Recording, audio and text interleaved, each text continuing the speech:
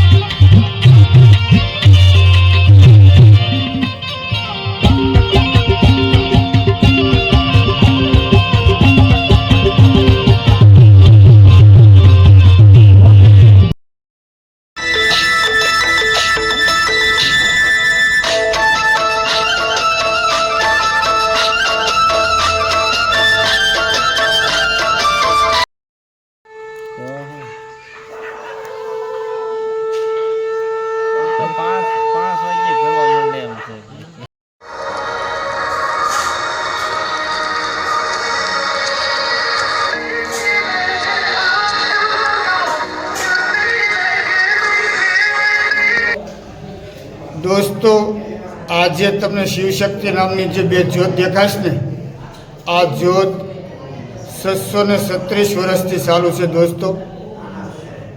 આ જ્યોતના દર્શન કરો અને ત્યારબાદ આપણે ઘી જે સ્ટોરમાં રાખ્યું છે ને ત્યાં દર્શન કરવા જઈએ.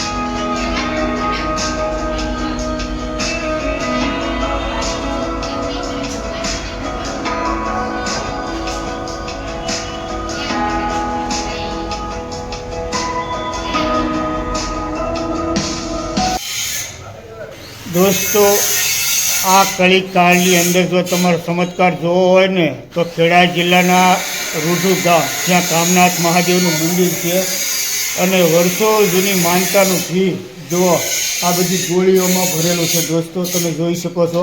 અને અડવાની તેમજ મોંમાં મૂકવાની સખત મનાઈ છે દોસ્તો, કારણ કે આ વર્ષોથી સાંસવેલું ઘી એ સહેજ પણ બગડતું નથી. અને આયા તમને કીડી મકોડા કે કોઈ પણ જાતની જીવજંતુ પણ તમને જોવા નહીં મળે દોસ્તો. તો એકવાર ચોક્કસ આ વર્ષો જૂનું ઘી જોવા માટે તમે આયા રઢુ ગામમાં આવજો.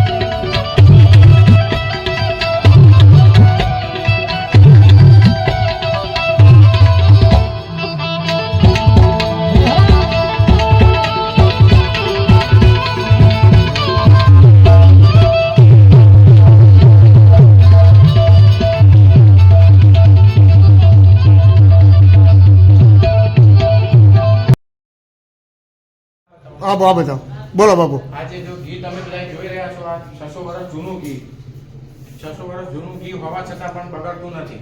તમે જો આ બધા માટલા ભરેલા, જો એક ગોળીમાં 50 કિલો ઘી સમાય. જો આ બધા માટલા ભરેલા. કેટલા કિલો ઘી છે બાપુ અંદાજિત? 1500 ગોળી ઘી ભરેલું છે અત્યારે. અત્યારે 1500 ગોળી ઘી ભરેલું. 4 રૂમ ભર્યા છે આમાં. હા હા હા. તમે એક ગોળીમાં 50 કિલો ઘી સમાય. એક ગોળીની અંદર 50 કિલો ઘી સમાય એટલે આવી 1500 ગોળી છે. આ બધું 400-500 વર્ષ જૂનું હોવા છતાં બગડતું નથી. વાહ ભાઈ વાહ. મહાદેવજીનો ચમત્કાર. કીડી મકોડી દુર્ગંધ કોઈ ચીજ તમને જોવા ન મળે. જો આ બતાવો, આ જૂના માટલા છે. હા હા હા. ઘી તો આ બધું મંદિર બન્યું એ સમયના બધા માટલા. તો આ ઘીનો ઉપયોગ બાપુ પછી શેમાં કરવામાં આવે? શ્રાવણ માસમાં યજ્ઞ થાય. શ્રાવણ માસની અંદર આનો યજ્ઞ થાય છે. આખો મહિનો યજ્ઞ થાય. બ્રાહ્મણો દ્વારા ઓમ નમઃ શિવાય, સ્વાહા, ઓમ નમઃ શિવાય. બધું ઘી ઓમાઈ જાય. સાડે 300 મણ ઘી ઓમાય. 300 મણ. જેટલું ઘીનો યજ્ઞ થાય એટલું ડબલ ઘી આવી જાય. વાહ ભાઈ વાહ. એટલે ઘી ખૂટતું નથી. જેટલા ઘીનો યજ્ઞ થાય એથી ડબલ બાધાનું માનતાનું ઘી આવી જાય. એટલે ઘી ખૂટતું નથી. અખંડ યજ્ઞ ચાલુ. અખંડ યજ્ઞ 365 દિવસ 24 કલાક અખંડ યજ્ઞ ચાલુ. પર ડે 80 કિલો ઘીનો યજ્ઞ થાય છે. ઘીનો અખંડ યજ્ઞ ચાલુ. એક 9 વર્ષથી અખંડ યજ્ઞ ચાલુ કરેલું. પર ડે 80 કિલો ઘીનો યુઝ થાય. આજે એના લીધે નિર્ણય લેવામાં આવ્યો કે અખંડ યજ્ઞ ચાલુ.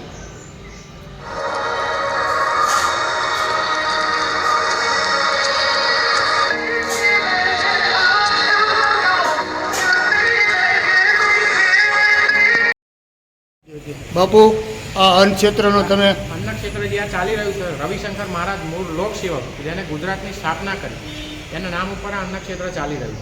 રવિશંકર મહારાજનું ગામ ત્યાં તમે જોઈ રહ્યો છો. આ અન્ન ક્ષેત્ર ચાલે. રોજ 500 થી 700 જણા અહીંયા ભોજન કરે ડેલી. સવારમાં 10 વાગ્યાથી બપોરમાં 2 વાગ્યા સુધી 365 દિવસ આ અન્ન ક્ષેત્ર ચાલુ હોય છે. તમે જોઈ રહ્યા છો. મહાદેવજીની અમારી કૃપા છે કે રોજ અન્ન ક્ષેત્ર અહીંયા અમારે કન્ટિન્યુ ચાલુ હોય અને રોજ 500 થી 700 જણા અહીંયા ભોજન કરે. આપ જોઈ લો જમવાની આઈટમ અહીંયા છે બધી.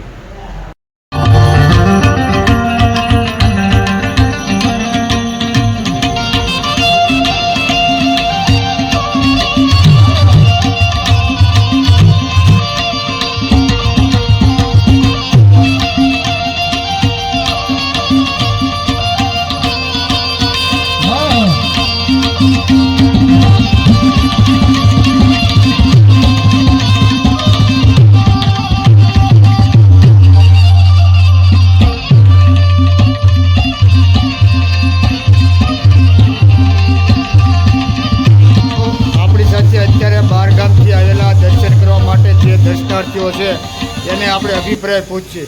ભાઈ શું કહેશો આના વિશે તમે?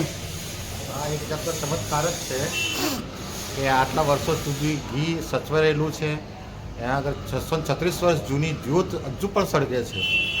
એ ભગવાનનો ચમત્કાર જ કહેવાય. આટલા વિજ્ઞાનના યુગમાં પણ આટલી સરસ અને એકદમ ચોખ્ખું બધી જ રીતે, નહીં કીડી, નહીં મંકોડો, નહીં માખી, કંઈ જોવા મળતું નથી. આ સંતોષ ભગવાનની દયા.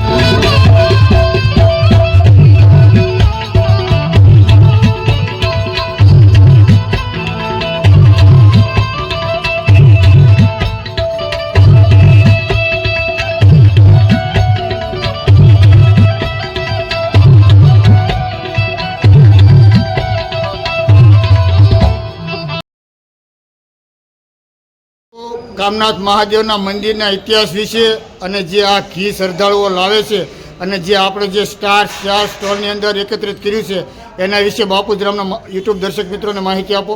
જે તમે અંદર મંદિરમાં જે જ્યોત જોઈ, અખંડ જ્યોત ચાલે છે. જ્યોત સ્વરૂપે ભગવાન આવેલા. મારા ગામના જેસનભાઈ હીરાભાઈ પટેલ આખી 650 વર્ષ પહેલાં અમારા ગામમાં મહાદેવજીનું મંદિર નહોતું. અહીંયાથી રોજ 7 કિલોમીટર ચાલી પુનઃ જ ગામ જાય. ત્યાં ચાલતા જાય અને ચાલતા આવે. રોજ અમને એવું નિયમ કે મહાદેવજીના દર્શન કર્યા પછી ચા પાણી એવું કરું. બાજુમાં વાટલક નદી જાય. વાટલક નદીમાં 7 દિવસ પૂર રહ્યું અને જે પટેલ જઈ ન શકે એટલે 90-95 વર્ષની એમની ઉંમર હતી.